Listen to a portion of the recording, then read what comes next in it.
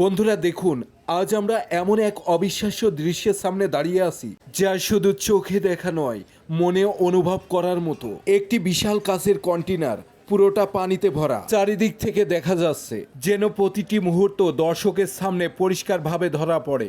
আর সেই কন্টেনারের ভেতর ঢুকিয়ে দেওয়া হলো একজন মানুষকে। কিন্তু শুধু ঢুকিয়ে দিয়েই তো শেষ না, তার দুই হাত লোহার শিকল দিয়ে বাঁধা, তালা মারা, পা, কোমর, এমনকি শরীরের বিভিন্ন অংশে রয়েছে ভারী শিকল আর তালা। আরও রোমাঞ্চকর বিষয় হলো কন্টেনারটি ঢাকনা দিয়ে আটকানো, তাই বাইরে বেরোনোর সুযোগ নেই।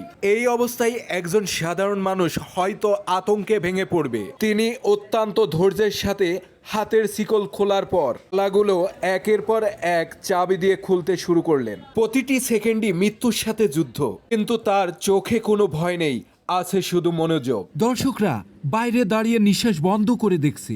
সময় যেন থমকে গেছে। অবশেষে সব তালা খুলে ফেললেন তিনি। এবার শেষ ধাপ, কন্টেনার থেকে বের হওয়া। তারপর এক মুহূর্ত, আর একটা মুহূর্ত, হঠাৎ করেই উপরে উঠে এলেন, বের হয়ে এলেন সেই মৃত্যু ফাঁদ থেকে। চারিদিকে বিস্ময়, করতালি আর অবিশ্বাস। Please don't try this at home.